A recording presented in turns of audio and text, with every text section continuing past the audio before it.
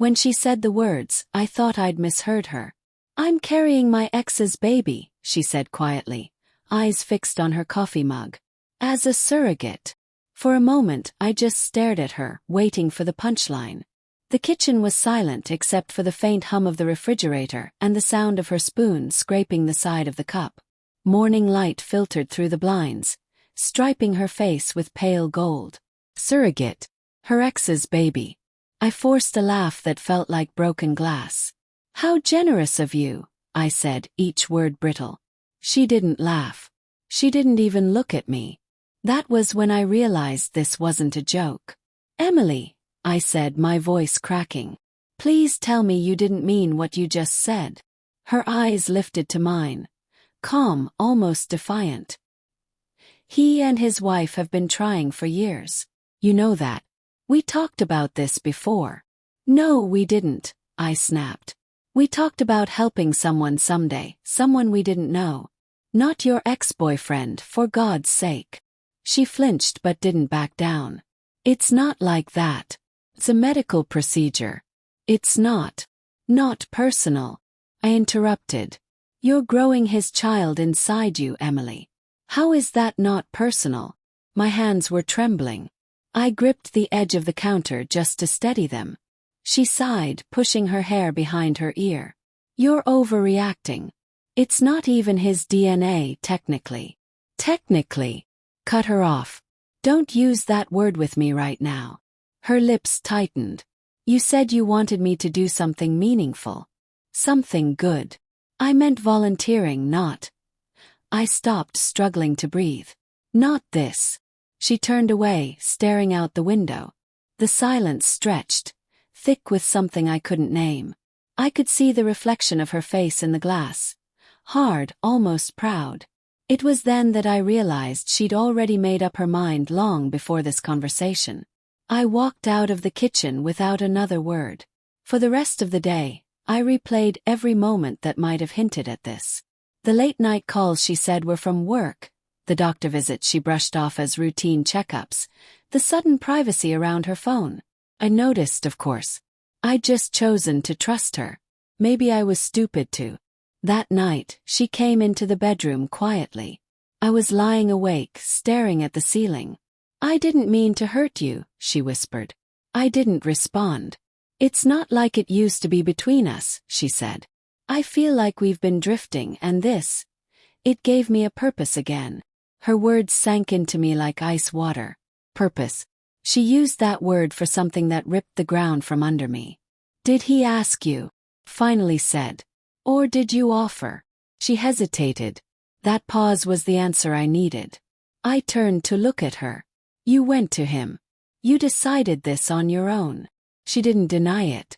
For the first time since we'd married, I saw her as someone I didn't know, a stranger wearing my wife's face.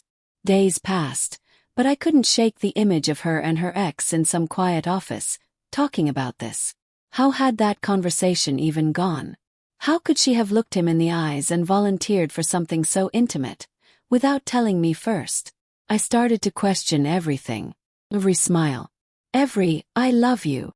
Every moment of silence between us suddenly felt like a lie I'd failed to recognize. When she told her family, they praised her.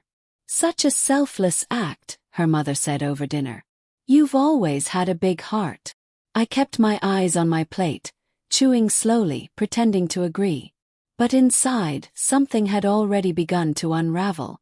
The more she justified it, the colder I became. She told me about appointments, progress, hormones. I nodded in all the right places, pretending to support her, even while my stomach twisted tighter each day. Then one afternoon I saw it.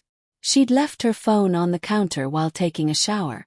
The screen lit up with a message from David, her ex. I didn't mean to look, but I did. "David, I can't believe it's really happening.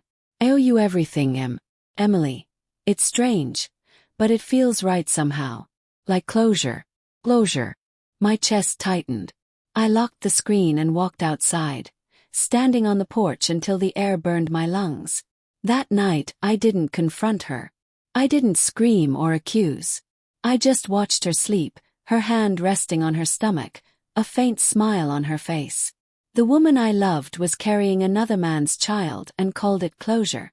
The next morning I went to work early.